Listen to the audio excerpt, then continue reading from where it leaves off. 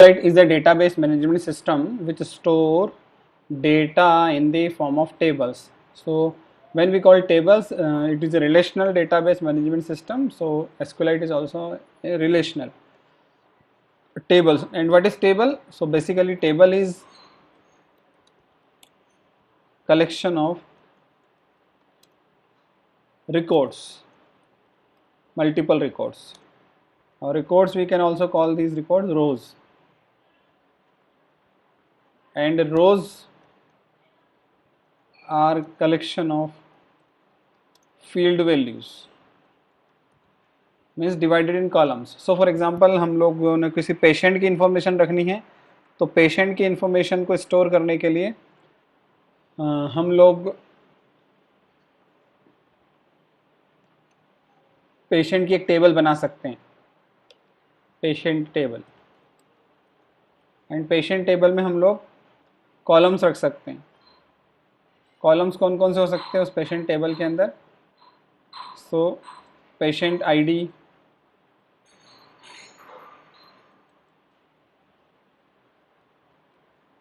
name, age, gender, fee deposited, okay, and date. Let's say these fees, okay. So patient ID, name, age, gender, this is the information of patient table. Now patient may visit multiple times. patient एक से ज़्यादा time visit कर सकता है. तो patient visit की information को, तो ये तो पेशेंट का इन्फो टेबल हो गया, बेसिक इन्फो. एंड पेशेंट की विजिट के अलग से हम रिकॉर्ड रख सकते हैं.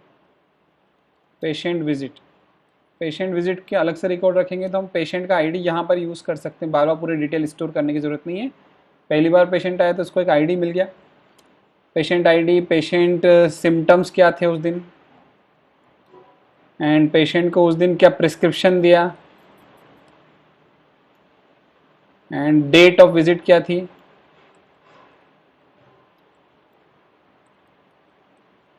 सो ये इन्फॉर्मेशन हम पेशेंट के बारे में रख सकते हैं. एंड पर्टिकुलर फीस का भी हम रख सकते हैं कि उस पर्टिकुलर डेट को उसने फीस कितना डिपॉजिट किया. ओके. सो बेसिकली ये दो डेटा हो सकते हैं. पेशेंट की general information ID, name, age, gender एक टेबल में रख लिया हमने, और जो चीज़ें वो बार बार रिपीट हो रही है उन चीज़ों के लिए दूसरी टेबल हमने रख ली. तो हमने दो शीट्स बना ली, दो वर्कशीट्स बना ली, दो टेबल्स बना ली.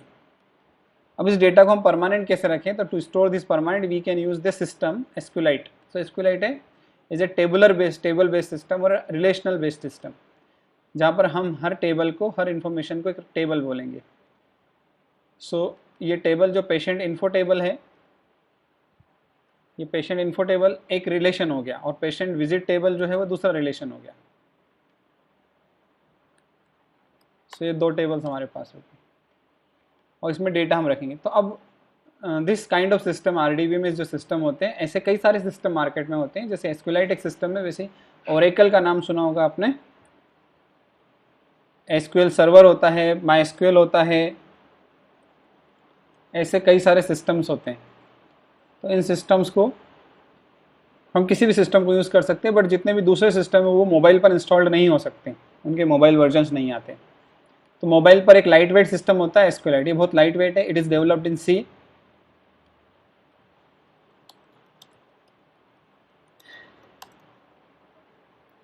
C++ से बना है. प्रोग्रामेटिकली सिस्टम को हम हैंडल कर सकते हैं. जो डेटा हमें इंसर्ट करना है सिस्टम में, सिस्टम में टेबल्स बनाना है, ये एक सॉफ्टवेयर है और कुछ नहीं है. सो सॉफ्टवेयर लाइब्रेरी है, एक बना हुआ कोड है जो रन होता है. इसको आप कॉल कर सकते हो C++ के कोड से, बट C++ के अलावा आप स्विफ्ट से भी इसको कॉल कर सकते हो, ऑब्जेक्टिव-C से कॉल कर सकते हो. बहुत सारी लैंग्वेजेस में इसका इंटरफेस दिया हुआ है. तो आपको अगर टेबल बनाना है तो टेबल बनाने के लिए आप एक कोड चला सकते हो SQLite डेटाबेस के ऊपर. आप टेबल में इंसर्ट करना हो रिकॉर्ड, टेबल में से डिलीट करना हो, टेबल में से अपडेट करना हो, टेबल में सर्च करना हो, वो सब के लिए एक सिंटेक्स दिया. तो जितने भी टेबल बेस्ड सिस्टम होते हैं, जितने भी रिलेशनल सिस्टम होते हैं, उन सबको वो सब एक कॉमन लैंग्वेज फॉलो करते हैं, और वो कॉमन लैंग्वेज होती है SQL, structured query language. So ये लैंग्वेज क्या होती है? It provides syntax to create tables table का स्ट्रक्चर डिफाइन करने में हेल्प करती है। To create table structure, to insert, update, delete, search, record in the tables. तो जो टेबल्स हैं उनको बनाना और टेबल्स में सारे ऑपरेशंस परफॉर्म करना, उसके लिए प्रोग्रामेटिक इंटरफेस मिलती है, वो है एसक्यूएल। तो एक सिंटेक्स मिलती है, पूरी एक लैंग्वेज बनाई हुई है। इस लैंग्वेज का यूज़ करके हम इस तरह के डेटाबेस पर इस तरह के सिस्टम्स के साथ हम ऑपरेट कर सकते हैं। ये लैंग्वेज सभी डेटाबेस सिस्टम फॉलो करते हैं, चाहे ओरेकल हो, माइस्क्यूएल हो, कोई भी हो। ठीक है, सो इस सिंटेक्स को हम यूज़ करते हैं, ये टेबल स्ट्रक्चर हम क्रिएट करते हैं। एसक्यूएलाइट जब हम यूज़ करते हैं तो हर सिस्टम का अपना एक डेटाबेस डेटा टाइप सिस्टम होता है। जैसे हर लैंग्वेज में डेटा टाइप्स होते हैं, वैसे एसक्यूएल में भी डेटा टाइप्स होते हैं।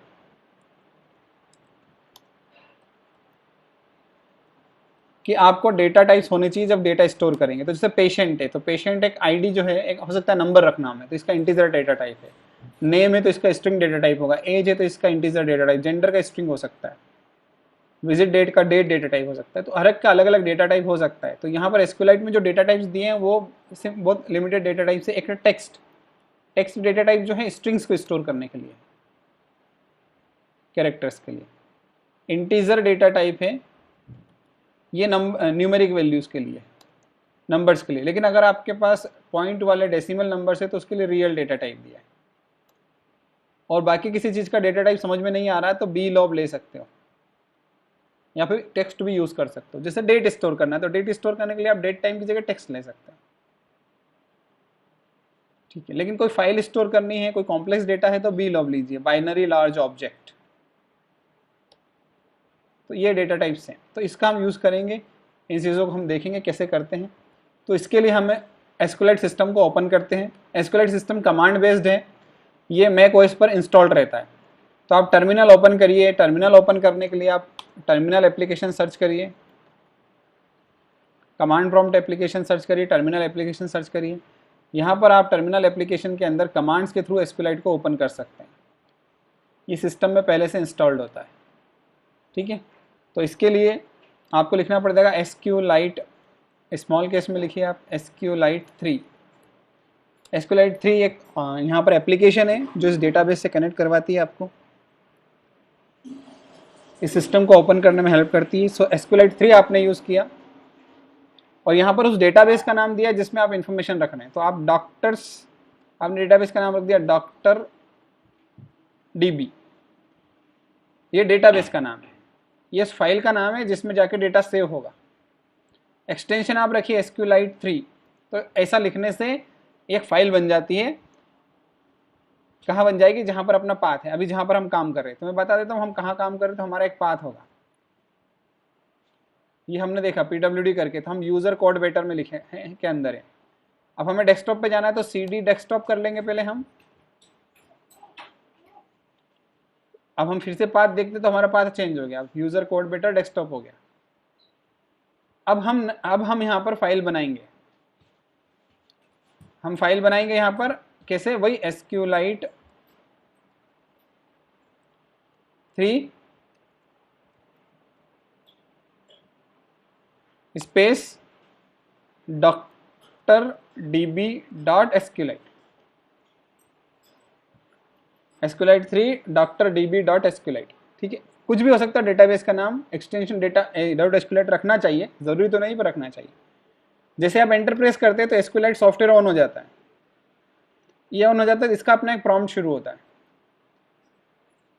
ठीक है, अब यहाँ पर आप टेबल्स बना सकते हैं। तो टेबल बनाने के लिए अब कौन सी टेबल बनाना है? जैसे आपको पेशेंट टेबल बनाना है तो आप यहाँ पर लिखेंगे क्रिएट टेबल। टेबल का नाम आपको पेशेंट इन्फो रखना है, तो पेशेंट अंडरस्कोर इन्फो नाम से बना लिया आपने। ठीक है, ब्रैकेट के अंदर कॉलम के नाम देने पड़ते, तो पहला कॉलम है पेशेंट अंडरस्कोर ID, सॉरी मैं सिंटेक्स को रिक्रिएट कर रहा हूँ। पेशेंट अंडरस्कोर ID, अब डेटा टाइप रखना पड़ता है तो मैंने इंटीजर लिखा। फिर उसके बाद दूसरा कॉलम नेम, डेटा टाइप रखा था मैंने बोला टेक्स्ट रखते हैं। तो तीसरा एज, मैंने बोला इंटीजर रखते हैं। फिर बोला जेंडर, वो टेक्स्ट रखते हैं। ठीक है, तो ये हमने यहां पर रख दिया। अब एक कंसेप्ट होता है प्राइमरी की का। प्राइमरी की का कंसेप्ट ये होगा कि आप कोई ऐसा कॉलम होगा जिसके अंदर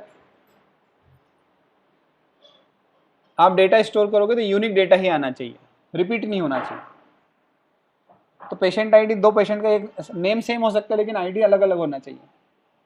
तो अगर आप उसको कॉलम को यूनिक रखना चाहते हैं तो आप प्राइमरी की लिखोगे यहाँ पर।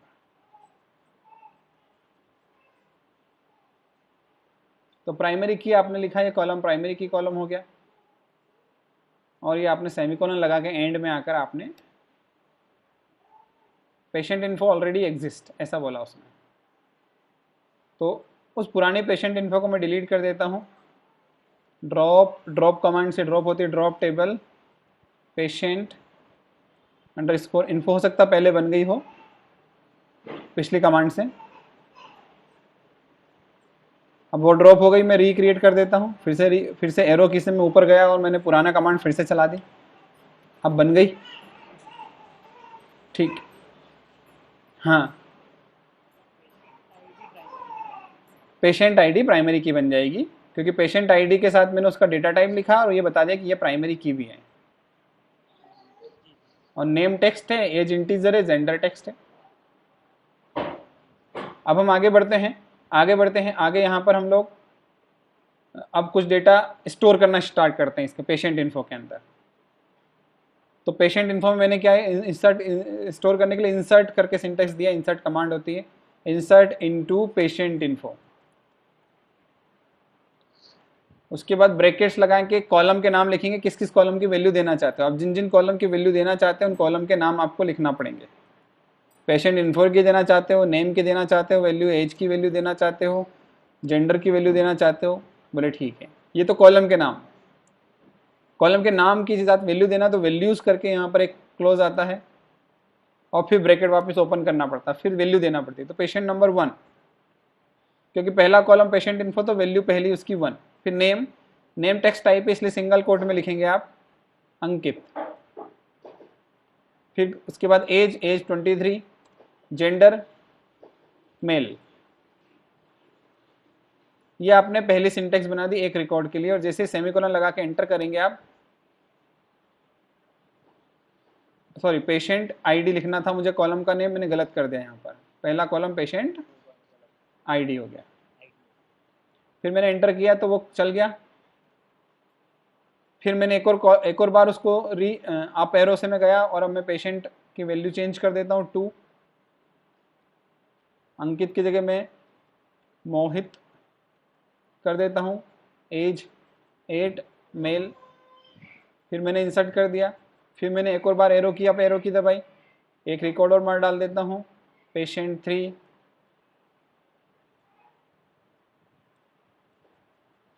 मोनिका,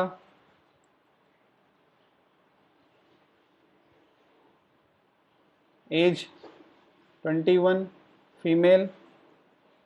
ये रिकॉर्ड मैंने इंसर्ट कर दिया। एक और मैं पेशेंट डाल देता हूँ फीमेल,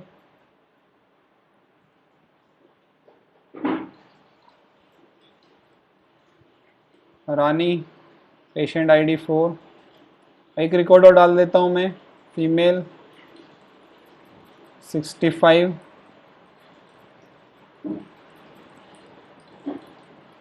राधा 5। ये मैंने यहाँ पर डाल दिया।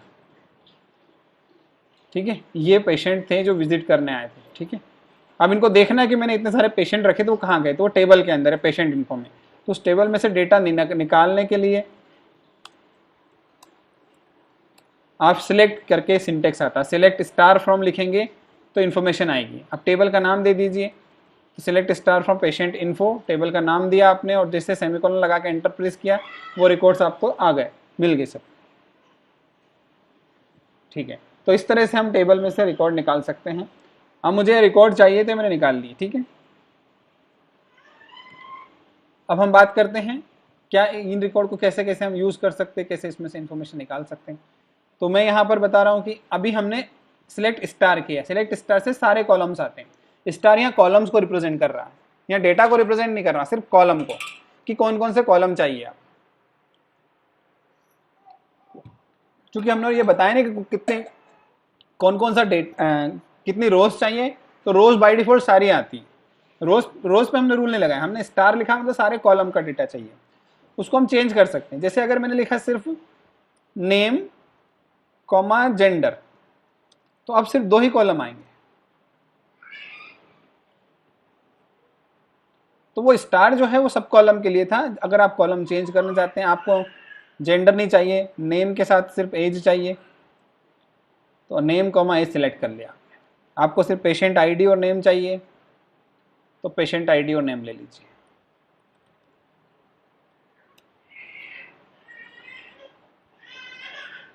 Patient ID name and age ले लीजिए। अब आप ट्राई करते हैं कि लेट से एक रिकॉर्ड और इंसर्ट करें आप, if you want to insert one more record, और वो रिकॉर्ड आपने यहाँ पर, लेकिन आईडी 5 भी, आईडी आपने 3 रख दिया वापस, नेम एज जेंडर आपने चेंज कर दिया, यहाँ पर मेल कर दिया आपने, 25 कर दिया, नाम आपने यहाँ पर चेंज कर दिया, पुनीत कर दिया। अब जैसे आपने नाम दिया, एंटर किया, एरर आ गया। एरर क्या आया? इसका मतलब आप या आईडी सेम रख रहे थे, आईडी प्राइमरी की थी, तो प्राइमरी की वैल्यू रिपीट नहीं कर सकते आप, समझ गए? यूनिक हो जाती है प्राइमरी की, इसलिए हम प्राइमरी की रखते हैं। तो मैंने नई वैल्यू डाल दी, इसमें 6 डाल दी, और फिर चलाऊंगा तो वो चल जाएगा। फिर सिलेक्ट स्टार करूंगा तो मुझे रिकॉर्ड मिल जाएंगे। तो एक चीज़ ये समझ में है कि प्राइमरी की का फ़ायदा ये होता है कि गलती से भी आप रिपीटेड आईडीज असाइन नहीं करते हो, तो आप डेटाबेस खुद चेक कर लेता है इंसर्ट करते टाइम। अब आपको सिलेक्टेड कॉलम निकालना सीख लें। अब आपको रोज पे सिलेक्शन लगाना है कि मुझे वही रोज चाहिए मुझे मेल पेशेंट्स चाहिए बस। तो मैं सिलेक्ट स्टार करूंगा तो कॉलम तो सारे आएंगे, लेकिन रोज सारी नहीं चाहिए, मुझे मेल वाली ही रोज चाहिए, मेल वाले पेशेंट की डिटेल चाहिए। तो मैं वेयर लिखूंगा, where gender equal to male. मैं वो फिल्टर लगा दूंगा, फिल्टरिंग कर दूंगा यहाँ पे। तो जैसे मैंने जेंडर इक्वल टू मेल लिखा तो देखो आ गया, और मैं अगर फीमेल कर दूंगा इसको, फिर रन करूंगा तो देखो फीमेल की रिकॉर्ड आए। अब मैं एज पे भी रेस्ट्रिक्शन लगा देता हूं, where as equal to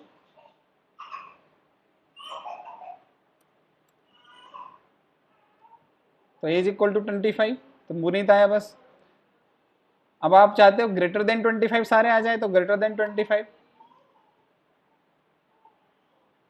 greater than 25 है, एंड लेस देन, एंड भी लगा सकते हो, एंड लेस देन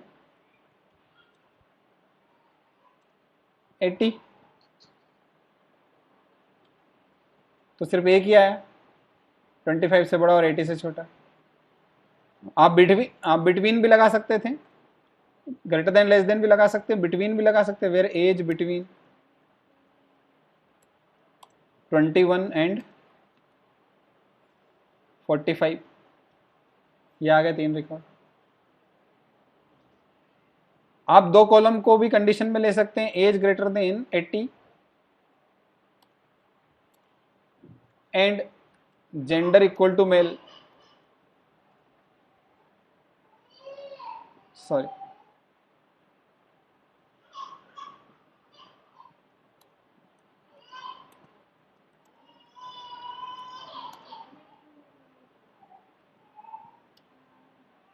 कोई रिकॉर्ड मैच नहीं हुआ, फीमेल ट्राई करते हैं, फीमेल में एक रिकॉर्ड मैच हो गया। हाँ, तो हम एंड ऑपरेटर का यूज कर सकते हैं, और भी ऑपरेटर का यूज कर सकते हैं। और के लिए और लिखना पड़ेगा, एज ग्रेटर देन 80 हो और जेंडर इक्वल टू मेल हो, तो मेल भी आएंगे, मेल तो आएंगे और वो भी आ जाएंगे जो जिनकी एज ग्रेटर देन 80 हो, चाहे वो फीमेल हो। तो देखो मेल तो सभी आ गए, एक फीमेल भी आ गई। तो हम एंड ऑपरेटर और नॉट ऑपरेटर भी होता है। नॉट ऑपरेटर आप जानते हैं आगे लगाना पड़ता है, तो नोट के लिए NOT लिखना पड़ेगा, नोट ब्रैकेट में लिख दो नोट एज ग्रेटर देन 45, मतलब एज ग्रेटर देन 45 हो, वो रिकॉर्ड नहीं आने चाहिए।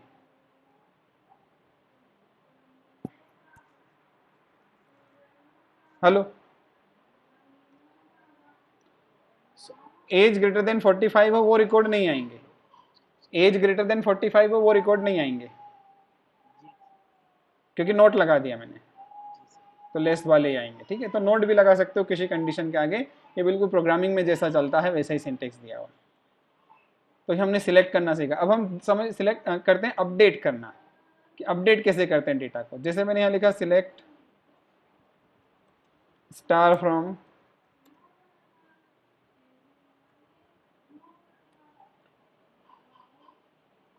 Patient info,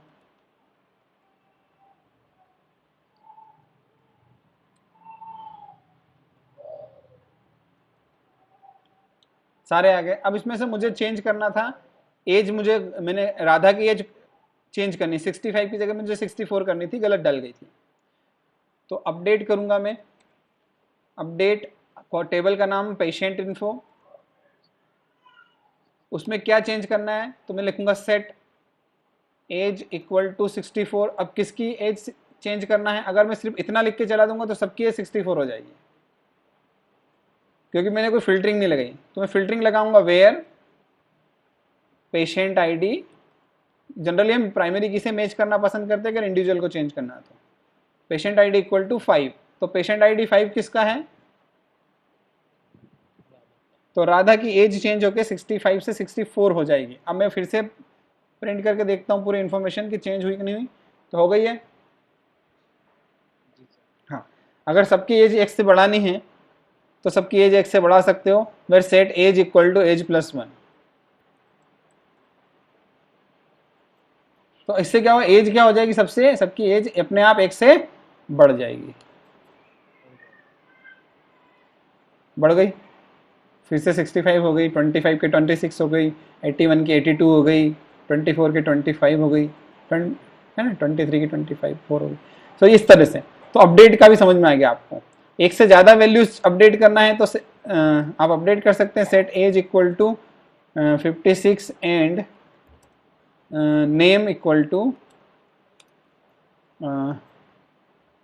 Mohit Shukla, where, sorry comma and, यहाँ एंड नहीं लगेगा। अगर मल्टीपल वैल्यूज अपडेट करना है तो कॉमा से अपडेट करेंगे, एंड सिर्फ आपके वेयर क्लोज में लगता है। जी sir. Where patient ID equal to 2, और पेशेंट आईडी 2 में मोहित का नाम मोहित से मोहित शुक्ला हो जाएगा और एज उसकी 56 हो जाएगी। हो गया। तो कॉमा करके आप मल्टीपल कॉलम की वैल्यू भी अपडेट कर सकते हैं। तो हमने अभी सिलेक्ट करना सीख लिया, इंसर्ट करना सीख लिया, क्रिएट करना सीख लिया, अपडेट करना सीख लिया। अब हम डिलीट करना सीखते हैं। अब इसमें से कोई डेटा डिलीट करना है तो आप डिलीट कर लिख सकते हैं, डिलीट फ्रॉम, टेबल का नाम patient info, delete from patient info, patient info delete करना है, डिलीट फ्रॉम पेशेंट इन्फो लिखा हमने। अब अगर आप ऐसा कर देंगे तो सारे रिकॉर्ड डिलीट हो जाएंगे, लेकिन आपको सारा नहीं करना है, आपको सिलेक्टेड करना है। तो where patient ID equal to 6। अब 6 पेशेंट आईडी किसका है, पुनीत का, तो पुनीत का रिकॉर्ड हट गया यहाँ से। ठीक है, तो डिलीट के लिए भी आपको थोड़ा सा वो होना पड़ेगा, डिलीट बहुत ज़रूरी नहीं होता, चलाना बहुत ज़रूरी हो तो ही डिलीट चलाइए, क्योंकि रिकॉर्ड हट जाएगा तो दोबारा पाना मुश्किल होगा। तो इंसर्ट अपडेट डिलीट सिलेक्ट हमने चारों पांचों ऑपरेशन, जिसे हम करड़ ऑपरेशन बोलते हैं, create read update delete. Create read update delete मतलब क्रिएट करना टेबल, रीड मतलब सिलेक्ट करना, अपडेट मतलब अपडेट और डिलीट मतलब डिलीट। तो क्रिएट रीड अपडेट डिलीट ये ऑप्शन हमने ट्राई किए। ठीक है, करड़ ऑपरेशन बोलते हैं इनको। अब हम एक टेबल पे काम कर रहे थे अभी तक, पेशेंट की, हमने एक टेबल और बनाई थी, पेशेंट विजिट बनाई नहीं थी, बनाएंगे। अभी हमने एक ही टेबल बनाई है, हमें देखना हो कितनी टेबल बन गई है। तो डॉट स्कीमा करके एक कमांड होती है, जैसे वो कमांड फायर करते हैं तो हमें पता लग जाता है कि आपने कितनी टेबल्स बनाई थी, उनका सिंटेक्स क्या था। अब आपको नई टेबल बनाना है, जैसे आप नई टेबल के लिए आपने यहाँ पर नई टेबल का स्ट्रक्चर क्या है, तो नई टेबल का जो स्ट्रक्चर है वो है आपका पेशेंट विजिट। पेशेंट विजिट नाम से टेबल बनानी है, जिसमें patient ID, symptoms, prescription, visit date और फीस रखनी है। तो उसकी एक टेबल बना लेते हैं। तो create table patient underscore visit, patient कब कब विजिट करता है। सिम्टम्स, सॉरी पेशेंट विजिट, मैंने गलती कर दी है। क्रिएट टेबल पेशेंट विजिट और फिर कॉलम के नाम, कॉलम में रखूंगा पेशेंट आईडी, भाई जो पेशेंट आया उसका आईडी, पेशेंट आईडी वही इंटीजर, क्योंकि पेशेंट के रिकॉर्ड तो हम पहले ही सेव कर चुके हैं, अब उसकी विजिट की डिटेल सेव कर रहे हैं। हाँ, अब पेशेंट, एक पेशेंट बार बार आ सकता है, तो इस टेबल में पेशेंट आईडी को हम नहीं बना सकते। क्या नहीं बना सकते? प्राइमरी की नहीं बना सकते, क्योंकि वो तो बार बार आएगा, तो बार बार वही वही पेशेंट आईडी है उसका। तो जैसे तुम किसी एक डॉक्टर के पास जाओगे तो तुम्हें डॉक्टर एक नंबर दे देगा, पेशेंट आईडी 300 दे दिया, अब तुम बार बार जाओगे तो उसी पेशेंट आईडी से पहचाने जाओगे। तो हम क्या करें, एक स्पेशल कॉलम बना रहे हैं विजिट आईडी। ये हमेशा यूनिक रहेगा कि आप जितनी बार आओगे आपको एक विजिट नंबर मिलेगा। तो visit ID under integer, visit ID underscore, ठीक है, विजिट आईडी इंटीजर किया। अब ये ऑटोमेटिकली अपने आप एक से बढ़ना चाहिए, तो आपके पास एक ऑप्शन होता है ऑटो इंक्रीमेंट। ऐसा करने से अपने आप ही एक से बढ़ता जाएगा, आपको खुद से कुछ लिखना नहीं पड़ेगा, इसको डालना नहीं पड़ेगा, ठीक है। तो और ये ऑटोमेटिक प्राइमरी की भी हो जाएगा, इसको प्राइमरी की लिखने की जरूरत नहीं है। तो visit ID integer auto increment लिखने से वो एक बढ़ जाएगा अपने आप ही, आपको कुछ करना नहीं पड़ेगा। पेशेंट आईडी आपने इंटीजर रख ही लिया,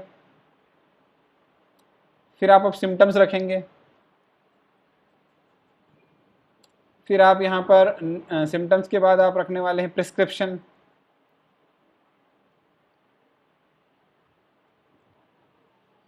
अब सिम्टम्स का डेटा टाइप क्या होगा, बोले टेक्स्ट, प्रिस्क्रिप्शन का भी टेक्स्ट, और विजिट डेट का भी टेक्स्ट रख सकते हैं, डेट टाइम भी आता है,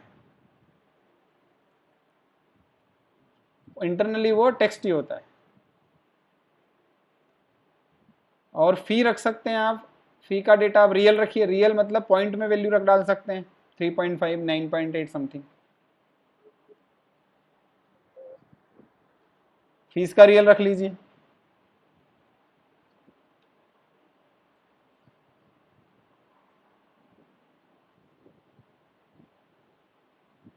ऑटो इंक्रीमेंट में कुछ सिंटेक्स एरर है, मैं देख लेता हूं, इसको मैं प्राइमरी की रख लेता हूं।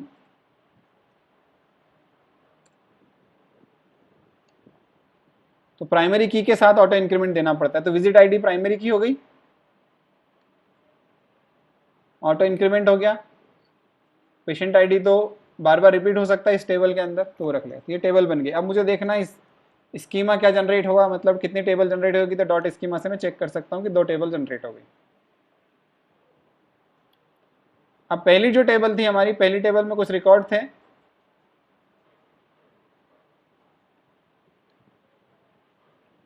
पहली टेबल में रिकॉर्ड था। अब यही पेशेंट विजिट करेंगे तो हर पेशेंट का एक विजिट रिकॉर्ड रखना है हमें। तो मैं अब इंसर्ट करूंगा, इंसर्ट इनटू पेशेंट विजिट। अब पेशेंट की विजिट आईडी तो ऑटो जनरेट हो जाएगी, वो देने की जरूरत नहीं है। पेशेंट का आईडी दे दो कि कौन से पेशेंट ने विजिट किया, सिम्टम्स दे दो उसको,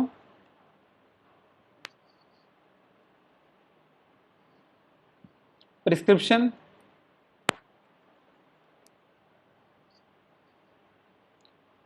और विजिट डेट,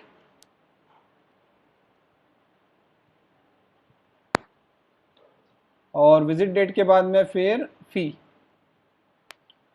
ये कॉलम के नाम लिख के इनकी वैल्यूज दे देते हैं।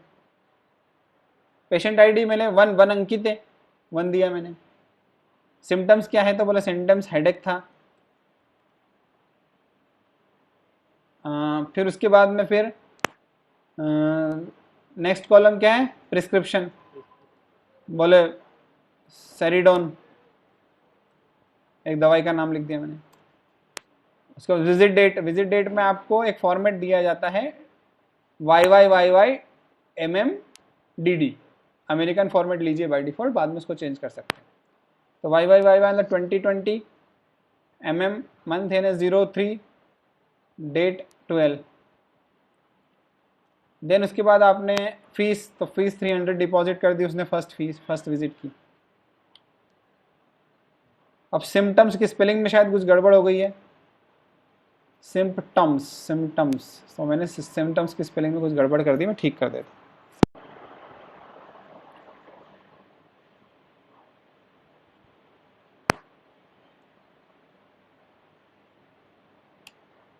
ये रिकॉर्ड चला गया, ऐसे एक रिकॉर्ड और डाल देते हैं। अब की बार पेशेंट 2 के बारे में डालते हैं। पेशेंट 2 को फीवर था,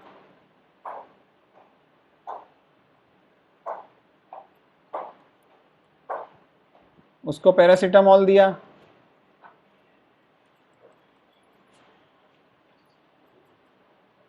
उसने फरवरी में दिखाया था 9 फरवरी को, फीस उससे भी 300 ली थी डॉक्टर ने। फिर एक और पेशेंट है, पेशेंट 4 को कर देते हैं, 4 का रिकॉर्ड डाल देते हैं। पेशेंट 4 को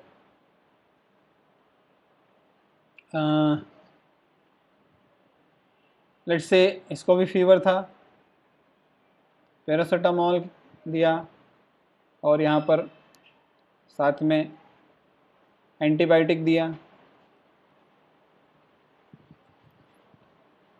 पेशेंट ने विजिट किया था अप्रैल में, 13 अप्रैल में, फीस इससे भी 300 लिया। अब हो सकता है इसको हम सिलेक्ट कर लेते हैं,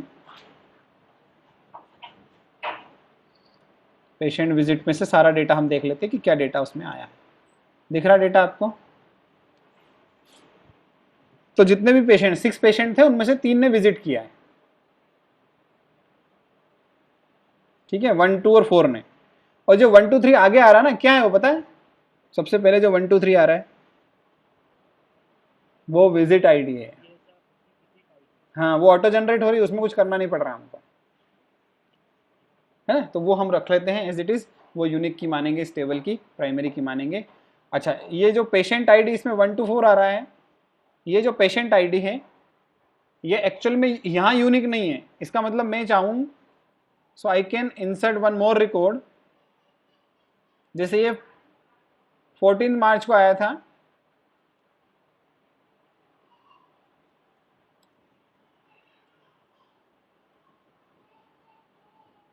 पेशेंट 4 आया था 13 अप्रैल को, पैरासीटामोल दिया था। अभी उसको एंटीबायोटिक कम कर सिर्फ एंटीबायोटिक रखा है, पैरासीटामोल हटा दिया है। और अब वो विजिट किया उसने 1 हफ्ते बाद, इसका मतलब उसने 19 को विजिट किया है। और उससे अब फीस नहीं ली हमने, फीस उससे अभी कितनी ली है? 0। तो हम अगर देखें रिकॉर्ड तो हमारे पास इसी पेशेंट का एक और रिकॉर्ड आ गया, पेशेंट 4 का, जो कि रानी है। इसी तरह से पेशेंट 2 ने भी वापस से विजिट किया, पेशेंट 2 को सिम्टम्स है तो नॉर्मल सिम्टम्स है, ठीक है। और उसमें यहां पर एक एक्स्ट्रा चीज दे दी, हेल्थ ड्रिंक दे दिया। लेकिन इसने फरवरी में विजिट किया था 9 फरवरी को, नेक्स्ट विजिट इसकी हुई 20 फरवरी की। अब की बार इससे फीस ली सिर्फ 100 रुपीज। तो आपके पास देखो रिकॉर्ड हो रहे हैं, यानी पेशेंट आईडी रिपीट हो रहा है क्योंकि वो यूनिक नहीं रखा अपन ने, वो बार बार आ सकता था पेशेंट, लेकिन जो पेशेंट विजिट है वो यूनिक है, विजिट नंबर दिया जो।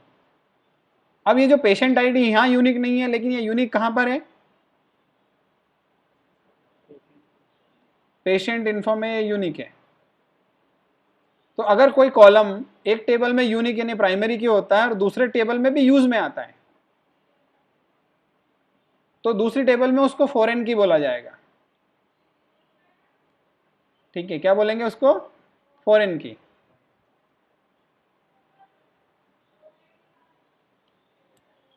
सो फॉरेन की is the column which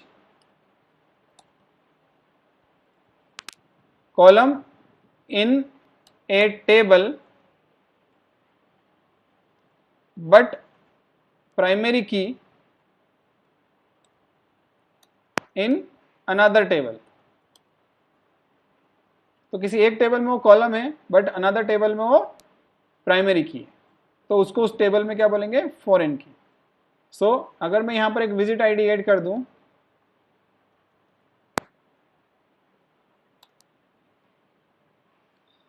so visit ID sorry patient ID in patient visit table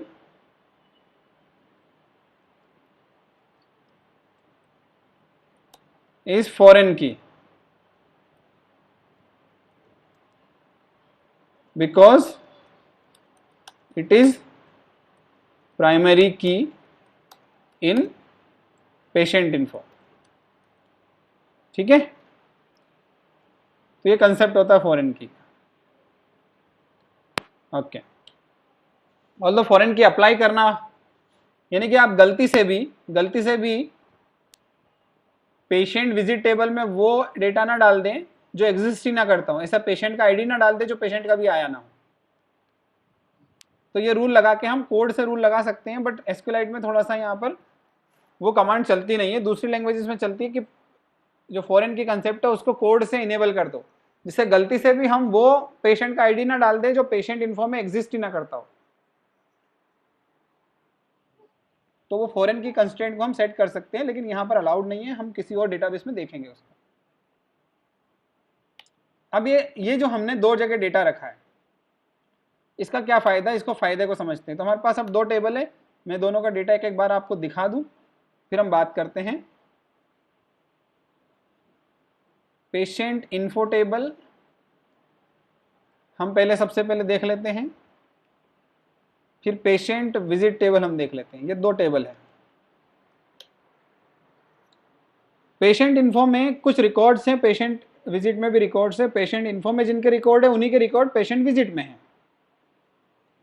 अब अगर मुझे सिर्फ अंकित का रिकॉर्ड चाहिए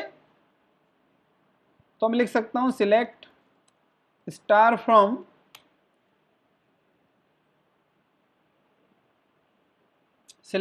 from patient info where patient ID equal to 1। तो मुझे सिर्फ अंकित का रिकॉर्ड मिलेगा। अब इस पेशेंट ने कब कब विजिट किया था उसकी डिटेल भी चाहिए। अब इसने विजिट किया था तो उसकी डिटेल्स कौन सी टेबल में रखी है?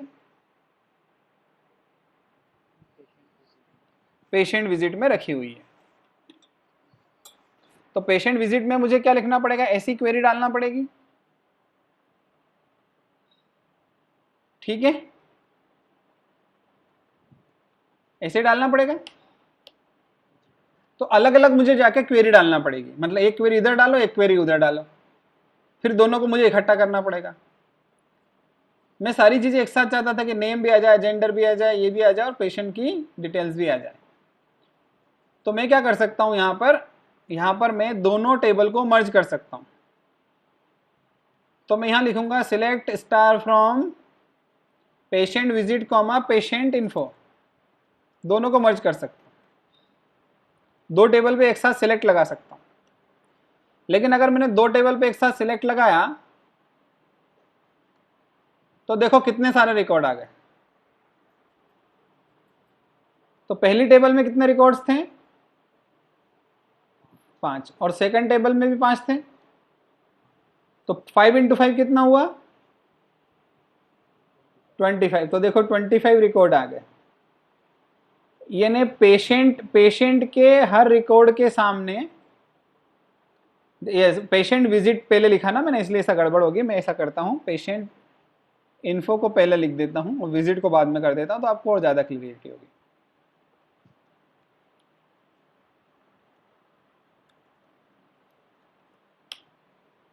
तो patient visit comma patient info किया तो patient info comma patient visit किया तो पेशेंट इन्फो का एक रिकॉर्ड आया,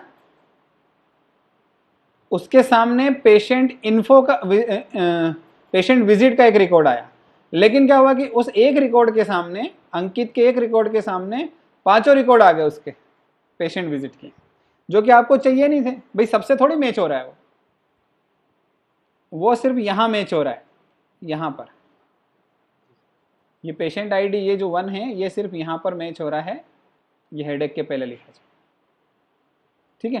तो मुझे सिर्फ वो रिकॉर्ड चाहिए थे जहां पेशेंट आईडी मैच हो जाए।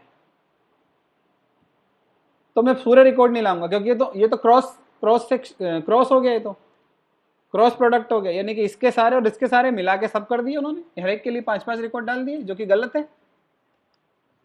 तो मैं यहां पर वेयर लगाऊंगा कि दोनों का आईडी मैच हो, तो where patient info dot patient ID equal to visit info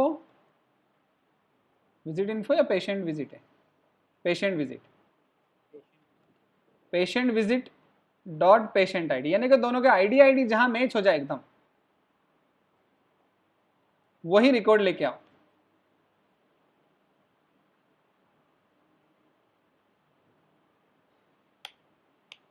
तो देखो, अब देखो आप, अंकित के सामने अंकित का रिकॉर्ड आया, मोहित के सामने मोहित का आया, रानी के सामने रानी के आए दोनों रिकॉर्ड,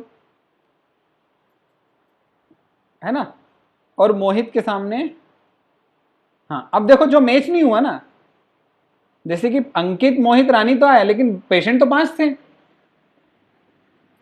तो उनके रिकॉर्ड आए क्या? जो जिन्होंने विजिट नहीं किया उनके रिकॉर्ड नहीं आए ना। हाँ, तो समझ में आया कि इसमें क्या होता है कि अगर आप 2 टेबल से लाना चाहते हो डेटा तो ला सकते हो, लेकिन आपको कहीं ना कहीं वेयर लगाना पड़ेगा कि कुछ चीजें मैच करी जाए, नहीं तो क्या होगा, क्रॉस प्रोडक्ट हो जाएगा, फिर वो कॉम्बिनेशन को आपकी जरूरत नहीं है ना। अब इसमें एक कंडीशन और लगा सकते हो कि मुझे तो सिर्फ पेशेंट कौन सा चाहिए, अंकित चाहिए, तो and patient underscore ID equal to 1। Sorry, अब पेशेंट आईडी कौन से में मैच करना है, तो बोले पेशेंट इन्फो में मैच कर लो, क्योंकि दोनों में पेशेंट आईडी है।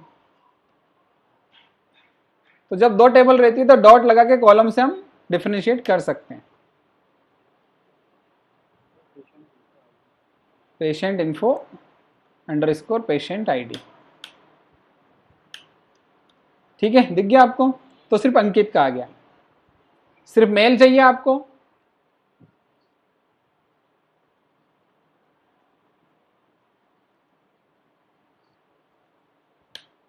तो मेल के रिकॉर्ड्स आ गए दोनों टेबल में से मिला के, है ना, और फीमेल करेंगे तो फीमेल के रिकॉर्ड। तो इस तरह से आप मर्ज कर सकते हो। इसको लिखने का एक तरीका और है जिसे हम ज्वाइन बोलते हैं, ज्वाइन ऑपरेशन बोलते हैं। Select star from patient underscore info inner join, table का नाम, अब ज्वाइन करना है, 2 टेबल को ज्वाइन करना है तो बीच में इनर ज्वाइन लिख दो कि पेशेंट इन्फो को ज्वाइन करना है, तो ज्वाइन करने के लिए इनर ज्वाइन पेशेंट विजिट, मतलब जो हमने लिखा था अभी सिंटेक्स ऊपर कॉमा करके, वही सिंटेक्स है लेकिन दूसरे तरह से। तो patient info join patient visit on में आप कंडीशन देते हो, पहले वहां वेयर में देते थे, ऑन में, on patient info dot patient ID equal to patient visit dot patient ID. मतलब आपने क्या किया, वेयर की जगह ऑन यूज किया और कॉमा की जगह इनर ज्वाइन यूज किया। आगे वही रिकॉर्ड्स तो इनर ज्वाइन भी फायदेमंद होता है, ये थोड़ा फास्ट चलता है एक्चुअल में, ये अलग से सिंटैक्स इसलिए बना है। इसके और भी फायदे हैं जो हम देख सकते हैं। अब आपको क्या करना था कि लेफ्ट वाली जो रो है, टेबल है, मुझे जो पेशेंट ने विजिट नहीं किया लेकिन रजिस्ट्रेशन कराया है उनके भी रिकॉर्ड चाहिए। तो यहां पर एक सिंटेक्स आता है, हम देख लेते हैं क्या वो काम करेगा। यहां पर इनर ज्वाइन की जगह मैं लेफ्ट ज्वाइन लिखता हूं।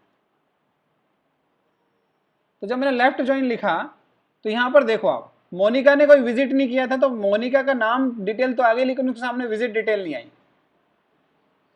राधा ने विजिट नहीं किया था तो उसके सामने भी नहीं है लेकिन रिकॉर्ड तो आ गया। तो लेफ्ट ज्वाइन से क्या फायदा मिला आपको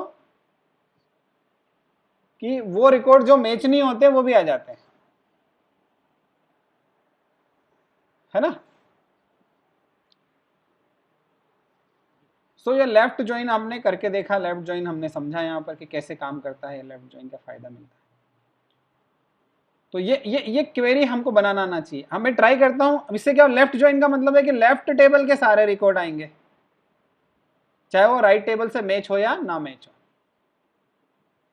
है ना। अब हम ट्राई देखते हैं कि क्या राइट ज्वाइन भी ऐसे चलता है। ऑल्दो राइट ज्वाइन में ऐसे कोई रिकॉर्ड, राइट में ऐसा कोई रिकॉर्ड नहीं है जो मैच नहीं होते हो, क्योंकि हमने ऐसा कोई रिकॉर्ड डाला ही नहीं राइट में जो मैच नहीं होता, है ना। तो मैं ट्राई करता हूं कि राइट ज्वाइन चलता है क्या,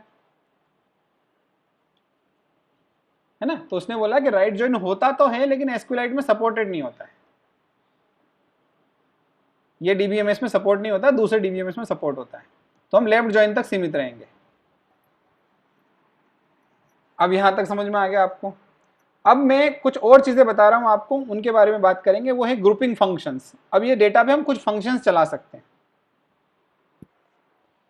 तो वो फंक्शंस क्या होते हैं वो हम देखते हैं यहाँ पर कि मल्टीपल डेटा को कैसे प्रोसेस कर सकते हैं। तो हम लिख रहे हैं यहाँ पर select star from patient info. ये पेशेंट के रिकॉर्ड्स हैं। अब मैं यहां पर मेल मतलब टोटल कितने रिकॉर्ड्स हैं उनकी काउंटिंग करना चाहता हूं। तो मैं काउंट लिख के और ब्रैकेट लगा दूंगा यहां पर स्टार के आसपास, तो पूरे रिकॉर्ड्स काउंट हो जाएंगे। कितने रिकॉर्ड हैं? 5। और अगर मुझे पता करना है मेल कितने हैं तो बस काउंट तो लिखा ही हुआ है, मैं वेयर लिख दूंगा, where gender equal to male. 2 हैं, ठीक है। अब मुझे क्या करना है, इनकी ये जितना भी डेटा आ रहा है इसकी ऑर्डरिंग करनी है, मतलब इसको मुझे अरेंज करना है। तो मैं लिखूंगा ऑर्डर बाय जेंडर। जेंडर से ऑर्डर कर दूंगा तो जेंडर के हिसाब से जम जाएंगे वो। फीमेल पहले, मेल बाद में, एफ पहले आता है, एम बाद में आता है। अगर मुझे एज के हिसाब से जमाने हैं तो ऑर्डर बाय एज। तो एज के हिसाब से जम गया, देखो छोटे से बड़ा। आईडी के हिसाब से नहीं जमा, एज के हिसाब से जमा। आप यस, आपको एज के बाद आपको नेम के हिसाब से जमाना, तो order by age comma name कर दीजिए आप। वैसे डिफरेंस पता नहीं चलेगा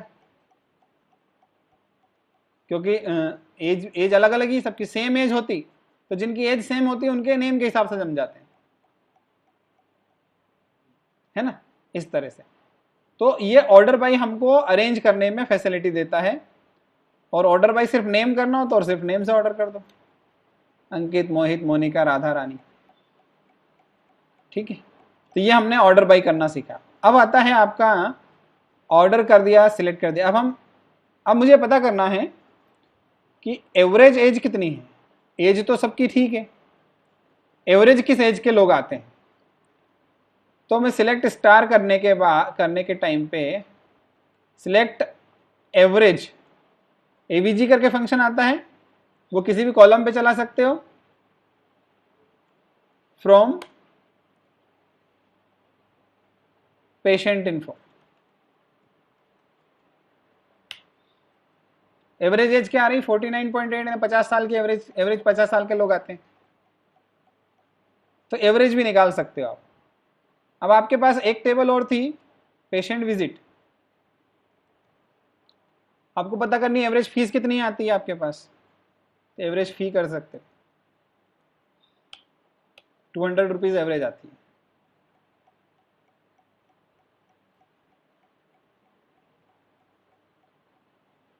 अब पेशेंट विजिट पे हम कुछ लॉजिक लगाते हैं, ठीक है। अब इसमें जो फीस है उस टोटल फीस को सम करना है आपको, तो सम और उस कॉलम का नाम जिसकी वैल्यू को सम करना है वो आप प्रिंट कर दीजिए। हो गया सम, 1000 रुपये जमा हो गए टोटल अभी। और आपको इस डेटा को भी कोई नाम देना है, तो एज करके टोटल कर दीजिए, तो उस डेटा का नाम क्या हो गया, टोटल। ठीक है,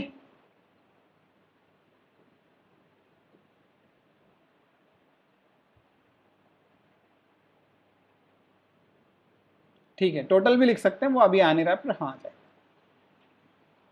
तो वो टोटल आपकी वैल्यू आ गई। तो टोटल एक एक्स्ट्रा कॉलम नेम दे दिया हमने, ठीक है, जो कि जरूरी है। तो सम ऑफ फीस निकालना सीख लिया हमने। अब इसका एक और चीज हम करते हैं, अब हम ऑर्डर बाय सिलेक्ट स्टार करते हैं, order by ID, patient ID. तो पेशेंट आईडी से आ गए, पेशेंट आईडी 1 एक बार आया, पेशेंट आईडी 2 2 टाइम्स आया, पेशेंट आईडी 4 2 टाइम्स आया। मुझे सिर्फ काउंट करना है कि कौन सा पेशेंट कितनी बार आया। तो जब मैं काउंट करता हूं तो काउंट के लिए काउंट दिया हुआ है, इससे टोटल काउंट पता चलेगा। तो मुझे क्या चाहिए कि हर पेशेंट के हिसाब से काउंट करना है कि कौन सा पेशेंट कितनी बार आया। तो मैं क्या करूंगा कि ये जितनी रोज हैं इनकी ग्रुपिंग कर लूंगा मैं। ये पेशेंट आईडी 4 की रो का ग्रुप एक बना दूंगा, पेशेंट आईडी 2 की रोज का एक ग्रुप बना दूंगा, और पेशेंट आईडी 1 की रो का एक ग्रुप बना दूंगा। इनकी ग्रुपिंग कर लूंगा और ग्रुप बना के फिर उनकी काउंटिंग करूंगा। तो ग्रुप बनाने के लिए आपको ऑर्डर बाय के पहले लिखना पड़ता है, ऑर्डर बाय लिखो या नहीं लिखो उससे फर्क नहीं पड़ रहा, आप लिखेंगे यहां पर ग्रुप बाय करके एक चलता है। ग्रुप बाय के बाद उस कॉलम का नाम जिस कॉलम के बेसिस पर ग्रुप बनाना है, तो बोले पेशेंट आईडी के बेसिस पर ग्रुप बना लीजिए। तो इससे क्या, पेशेंट आईडी जहां जहां सेम होंगे उनके ग्रुप्स क्रिएट हो जाएंगे। तो 3 ग्रुप बनेंगे टोटल, एक 4 का, एक 2 का और एक 1 का, और फिर काउंट स्टार से उनकी काउंटिंग हो जाएगी। आ गया। अब इसके साथ मुझे प्रिंट भी करना था कि भाई वो पेशेंट का आईडी तो बताओ जिसकी बेसिस पे तुम ग्रुप प्रिंट कर रहे हो। तो यहां पर मैं पेशेंट आईडी भी प्रिंट कर देता हूं।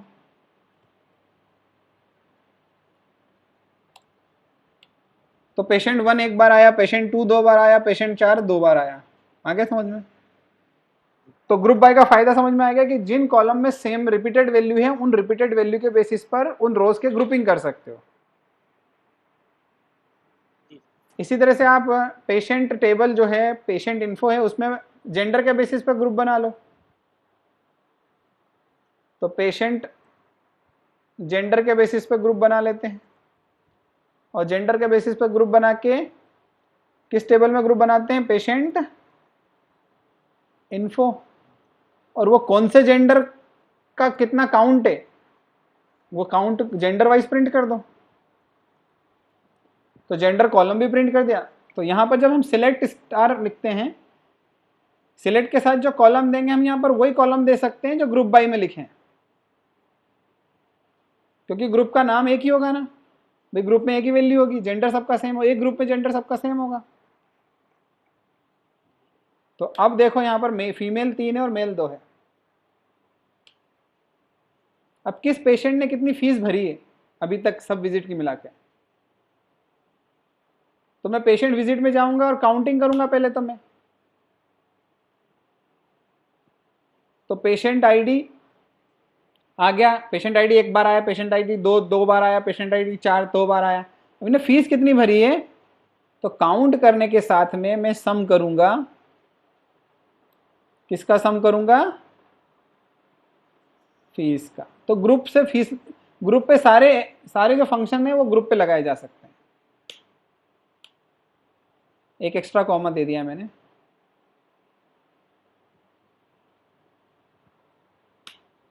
आ गया। पेशेंट आईडी 2 ने 400 भर दी टोटल, पेशेंट आईडी 4 ने 300 भरी है, पेशेंट आईडी 1 ने 300 भरी है। तो ये भी एक बहुत अच्छी चीज़ है कि ग्रुप बाय का यूज़ करके ग्रुपिंग करके उस पर ऑपरेशंस लगा सकते हो।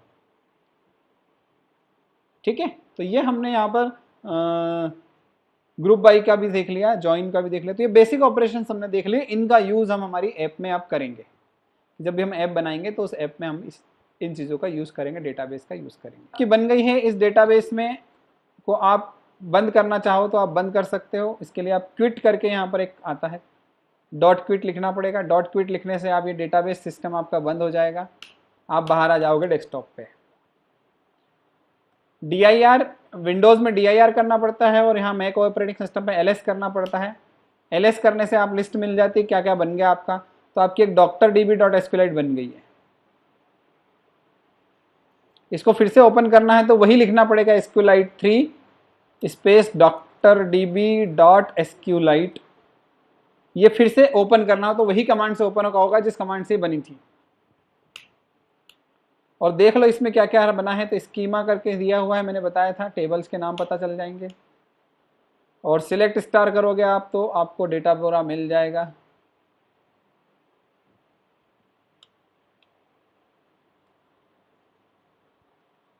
तो ओपन करने की भी वही कमांड है, डेटाबेस बनाने की भी वही कमांड है, और क्लोज करने के लिए